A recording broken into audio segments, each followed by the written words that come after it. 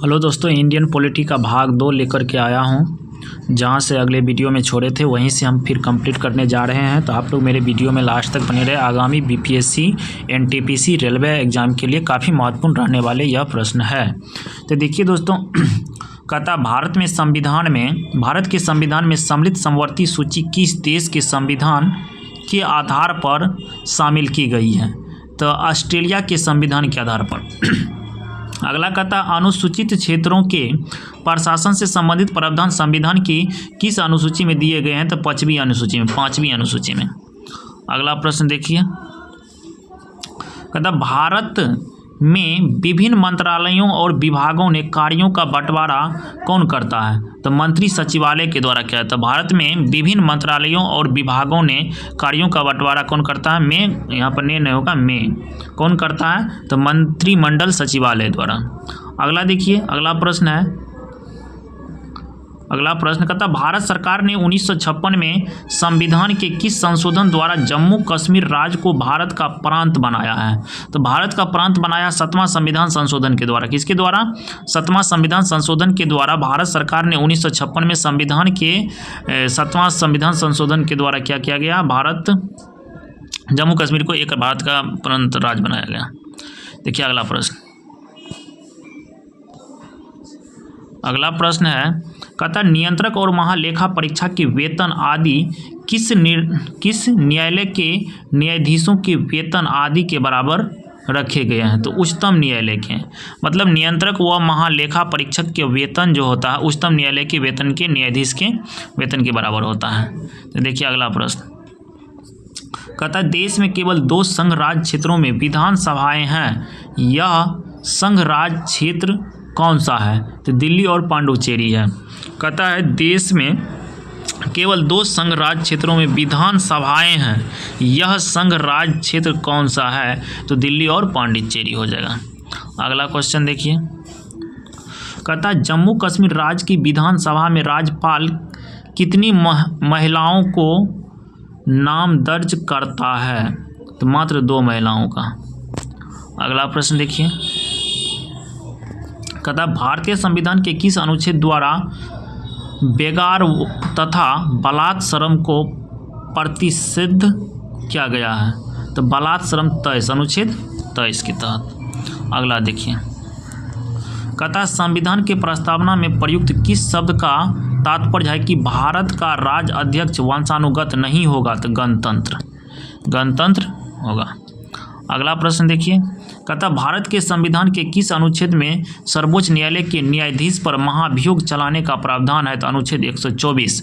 सर्वोच्च न्यायालय के न्यायाधीश पर महाभियोग चलाने का प्रावधान है अनुच्छेद 124 में। अगला प्रश्न देखिए, कहता भारत का संसदीय प्रजातंत्र किस देश से प्रभावित है? ब्रिटेन से। कहता भारत का संसदीय प्रजातंत्र किस देश से प्रभावित है? ब्रिटेन से।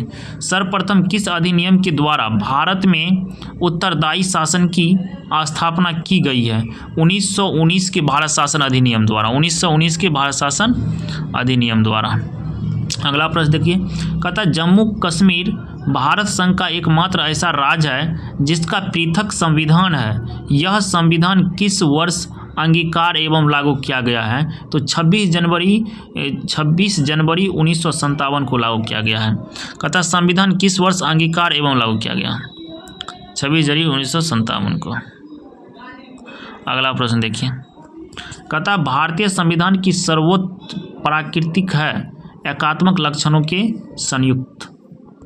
अगला प्रश्न देखिए, कहता 1953 में गठित राज्य पुनर्गठन आयोग का अध्यक्ष कौन थे? तो न्यायमूर्ति फजल अली। अगला प्रश्न देखिए, कहता प्राण और दैहिक स्वतंत्रता का संरक्षण किस अनुच्छेद के तहत है? तो अनुच्छेद 21 के तहत। भारत सरकार ने 1956 में संविधान के किस संशोधन द्वारा जम्मू कश्मीर राज्य को भारत का प्रांत बनाया है? 7वां संविधान संशोधन द्वारा। भारतीय जनता पार्टी की स्थापना 1951 में भारतीय जनसंघ के रूप में किसके नेतृत्व में की गई थी? श्यामा प्रसाद मुखर्जी के नेतृत्व में। अगला प्रश्न देखिए, कहता है किसी सदस्य द्वारा सरकार की किन्हीं विशेष नीतियां या कार्यवाहियों की आलोचना के उद्देश्य से लाए गए प्रस्ताव को क्या कहा जाता है? निदान प्रस्ताव कहा जाता है।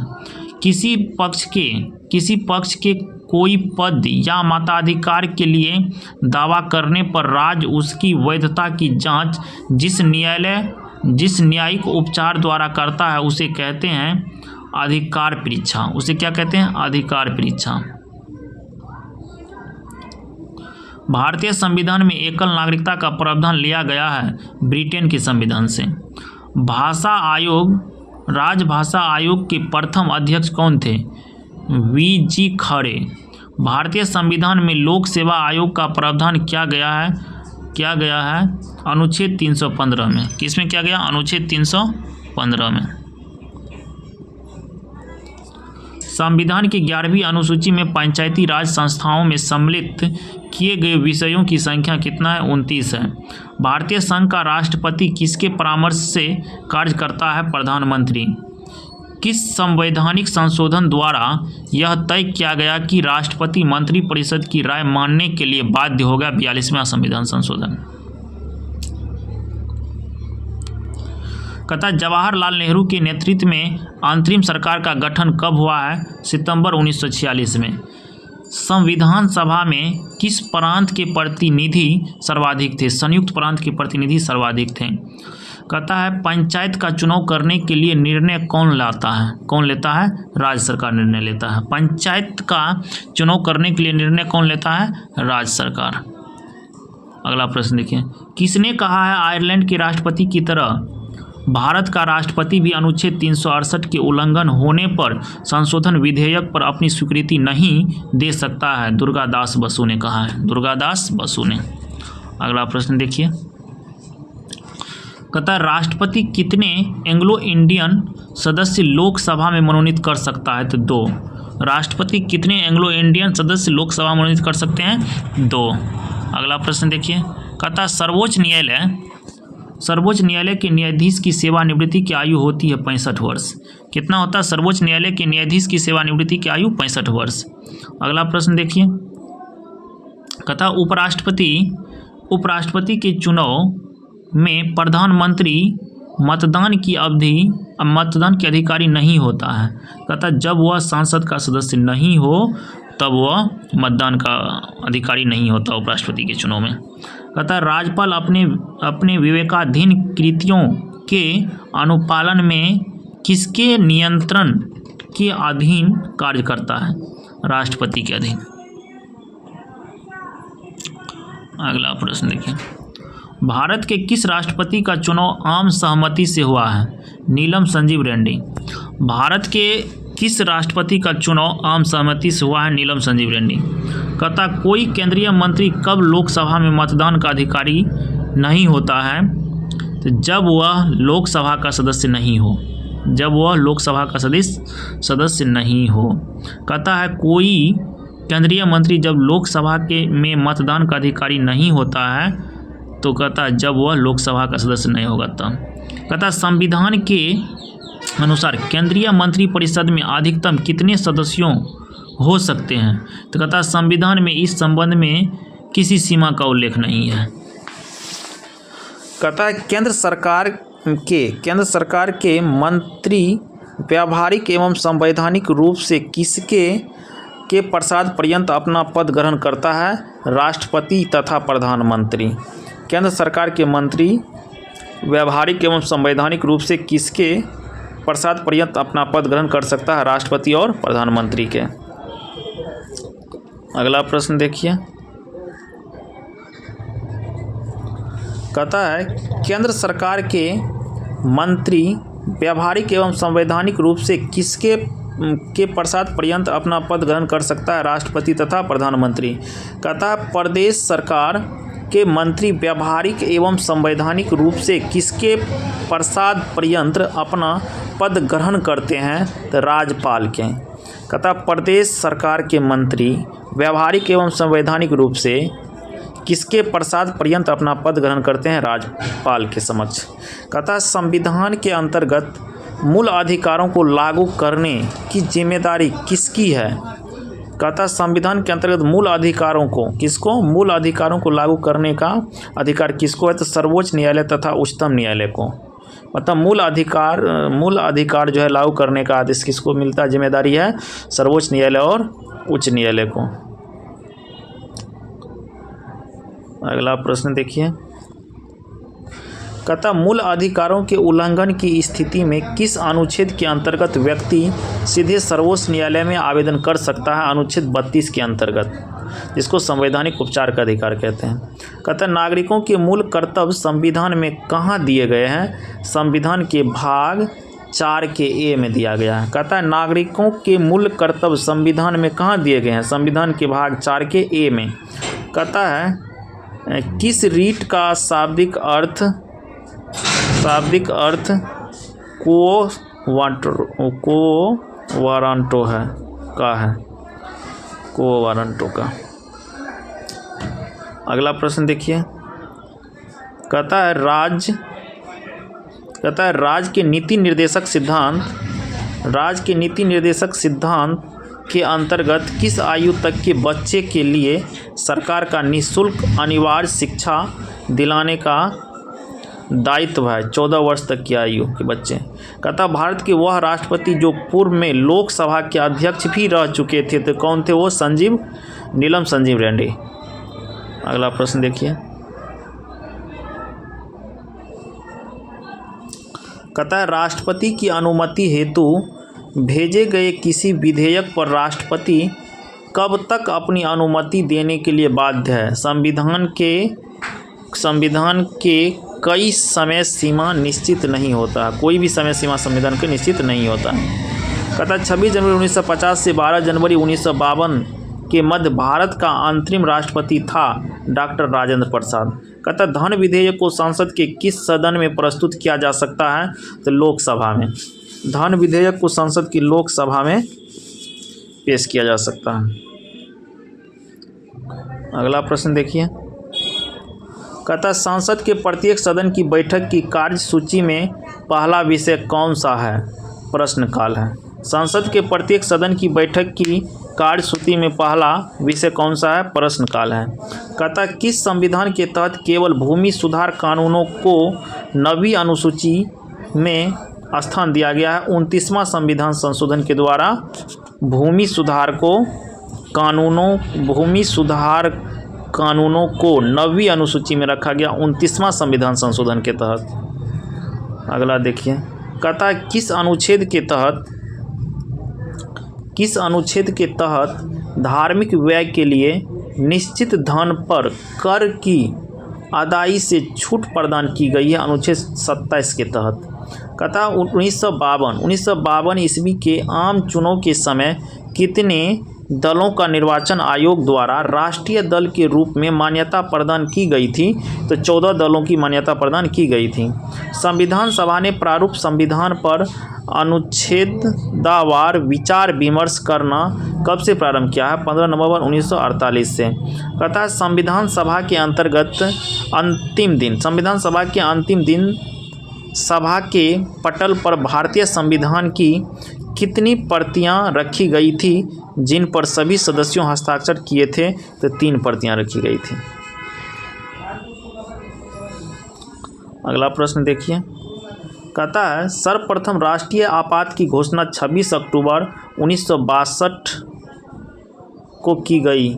दूसरी बार राष्ट्रीय आपात की घोषणा 13 दिसंबर 1971 में किया गया। पहली बार राष्ट्रीय आपात 26 अक्टूबर 1962, दूसरी बार राष्ट्रीय आपात 13 दिसंबर 1971 में। अगला प्रश्न देखिए, अगला प्रश्न है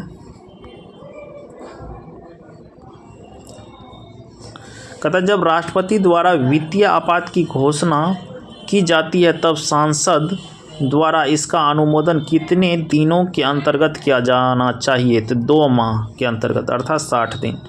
कहता भारतीय संविधान के किस अनुच्छेद में कहा गया है कि संघ के लिए एक सांसद होगी जो राष्ट्रपति और दोनों सदनों से मिलकर बनेगी, जिनके नाम क्रमशः राज्यसभा और लोकसभा में है? अनुच्छेद 79।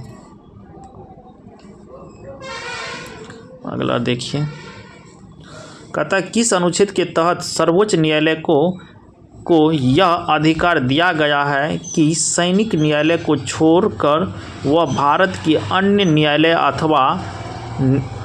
अथवा न्याय मंडल के निर्णय के विरुद्ध सर्वोच्च न्यायालय में अपील करने की अनुमति प्रदान कर दें। तो अनुच्छेद 135 कहता किस संविधान संशोधन के माध्यम से व्यवस्था की गई है कि अब राज्यों को प्रत्यक्ष केंद्रीय कांग्रेसों प्राप्त कुल धनराशि का 29% हिस्सा मिलेगा। केंद्रीय करों से प्राप्त कुल धनराशि 29% हिस्सा मिलेगा। 80वां संविधान संशोधन 2000 ईस्वी के तहत कहता है यह संविधान संशोधन अधिनियम अप्रैल 1996 में लागू हुआ। अगला देखिए, कहता किस महाअधिकारी को अपने कर्तव्यों के पालन में भारत के राज्य क्षेत्रों में सभी न्यायालयों में उपस्थित होने का अधिकार प्रदान किया गया है? महान्यायवादी को। कहता है संविधान का प्रारूप करने के लिए संविधान सभा द्वारा प्रारूप समिति का गठन कब किया गया? 26 अगस्त 1947 को। कब किया गया? 26 अगस्त 1947 को। अगला प्रश्न देखिए, कहता है संविधान सभा का अंतिम दिन कौन सा था जिस दिन संविधान सभा के सदस्यों ने संविधान पर हस्ताक्षर किए थे? तो 24 जनवरी 1950 को। कहता है संविधान सभा को अंतरिम संसद में किस दिन परिवर्तित किया गया? 26 जनवरी 1950 को। अगला प्रश्न देखिए, कहता है यदि कोई व्यक्ति अपनी इच्छा से विदेशी राज्य की नागरिकता अर्जित कर लेता है तो उसकी भारतीय नागरिकता क्या होगी? भारतीय नागरिकता स्वतः ही समाप्त हो जाएगी। कहता है किस अनुच्छेद द्वारा भारतीय नागरिकों को 6 प्रकार की स्वतंत्रता प्रदान की गई है? 6 प्रकार की स्वतंत्रता प्रदान की गई है, तो अनुच्छेद 19 के अंतर्गत। कहता है धन विधेयक पर राज्यसभा की मृत्यु उनके कार्यकाल के दौरान हुई है, तो केवल कहता है सिफारिशी अधिकार। अगला प्रश्न देखिए, कहता भारत के किन राष्ट्रपति की मृत्यु उनके कार्यकाल के दौरान हो गया था? तो डॉक्टर जाकिर हुसैन और फखरुद्दीन अली अहमद की मृत्यु हो गई थी उसके कार्यकाल के दौरान ही। अगला प्रश्न देखिए, अगला प्रश्न है, कहता राज्य की कार्यपालिका शक्ति प्रधान कौन होता है? मुख्यमंत्री अथवा राज्यपाल? तो दोस्तों राज्यपाल होगा। राज्य की कार्यपालिका शक्ति का प्रधान राज्यपाल होगा। कहता जम्मू कश्मीर के विषय में सांसद की आधिकारिकता किन विषयों तक है? तो केवल संघ सूची में वर्णित विषय तक है। कहता राज्य के निम्न एवं उच्च सदन क्या कहे जाते हैं? राज्य के निम्न एवं उच्च सदन क्या कहे जाते हैं? क्रमशः विधानसभा व विधान परिषद कहे जाते हैं। कहता प्रधानमंत्री का व्यक्तिगत उत्तरदायित्व किससे प्राप्त है? कहता है राष्ट्रपति से। किससे होता प्राप्त? राष्ट्रपति से। अगला प्रश्न देखिए, महान्यायवादी का कार्यकाल कितने दिनों का होता है? तो राष्ट्रपति की इच्छा अनुसार होता है। महान्यायवादी मतलब अटॉर्नी जनरल का कार्यकाल कितने दिनों का होता है? तो राष्ट्रपति की इच्छा अनुसार। कहता है सर्वोच्च एवं उच्च न्यायालय के मुख्य न्यायाधीश को सिद्ध कदाचार या असमर्थता के आधार पर हटाने का प्रस्ताव कहाँ से पेश किया जा सकता है? संसद के किसी भी सदन से। कहता उस वित्त मंत्री का नाम बताएं जिसने 1952 में भारत का पहला आम बजट प्रस्तुत किया था। तो पीके चमुनखम सेट्टी। अगला प्रश्न देखिए, कहता भारतीय संविधान के निर्माण के समय संवैधानिक सलाहकार कौन था? तो BN राव था। तो राष्ट्रपति पद के चुनाव संबंधी विवाद को किससे निर्देशित किया जा सकता है? सर्वोच्च न्यायालय को। कहता आपातकाल के दौरान किस प्रकार की स्वाधीनता के अधिकार को समाप्त या सीमित नहीं किया जा सकता है? जीवन और शारीरिक स्वतंत्रता को। कहता किसी नज़रबंद व्यक्ति को अपनी रिहाई के लिए किसी कहता है नज़रबंद व्यक्ति को अपनी रिहाई के लिए सबसे उचित याचिका कौन सी होगी? तो बंदी प्रत्यक्षीकरण। अगला प्रश्न देखिए, कहता है यदि कोई अभियुक्त अपने बचाव के लिए वकील की सहायता लेना चाहता है तो भारतीय संविधान में क्या व्यवस्था है? तो उसे अपने सांसद का वकील करने का संवैधानिक अधिकार है। कहता भारतीय सभा में की प्रस्तावना में न्याय शब्द का प्रयोग किस अर्थ में हुआ है? तो किस अर्थ में हुआ है? तो सामाजिक, आर्थिक और राजनीतिक न्याय के अर्थ में हुआ है। कहता है लोकसभा में अनुसूचित जातियों के लिए अरुणाचल प्रदेश में कितनी आरक्षित सीटें हैं? 0। भारत के संविधान में कितनी भाषाओं को राजभाषा के दर्जा प्राप्त है? 22 भाषाओं को। यहाँ पर गलत है।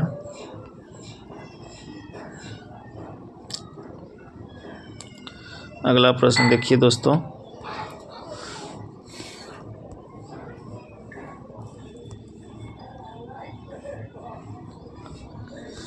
कहता संविधान के किस अनुच्छेद के अंतर्गत संघ की भाषा हिंदी लिपि देवनागरी लिपि में है? तो अनुच्छेद 343 के अंतर्गत। संविधान के अंतर्गत राष्ट्रीय आपात की घोषणा राष्ट्रपति द्वारा कब तक कितनी बार की गई? अब तक कितने बार? तो 3 बार राष्ट्रपति घोषणा। कहता संविधान के किस अनुच्छेद में निहित प्रक्रिया के अनुसार संविधान में संशोधन करने का प्रावधान है? अनुच्छेद 368। कहता संविधान संशोधन के लिए विधेयक संसद के किस सदन में पेश किया जा सकता है? तो संसद के किसी भी सदन में पेश किया जा सकता है। अगला प्रश्न देखिए, संविधान संशोधन प्रक्रिया में क्या जनमत संग्रह की व्यवस्था है? नहीं है। संविधान के आधारभूत ढांचे को सुरक्षित करने का सिद्धांत सर्वोच्च न्यायालय के किस मामले में प्रतिपादित किया? केशवानंद भारती के मामले में 1973।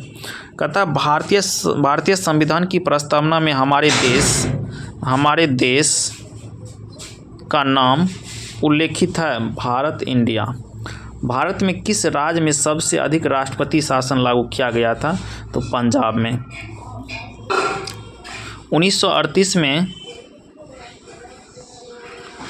1938 में किस व्यक्ति ने वयस्क मताधिकार के आधार पर संविधान सभा के गठन की मांग की? जवाहरलाल नेहरू ने। कहता 15 अगस्त 1947 से 26 जनवरी 1950 के दौरान भारत का राजनीतिक दर्जा क्या था? कहता ब्रिटिश राष्ट्रकुल का एक अधिराज। जब भारत स्वतंत्र हुआ उस समय ब्रिटेन में किस दल की सरकार थी? तो लेबर पार्टी की सरकार थी। प्रधानमंत्री क्लेमेंट एटली थे।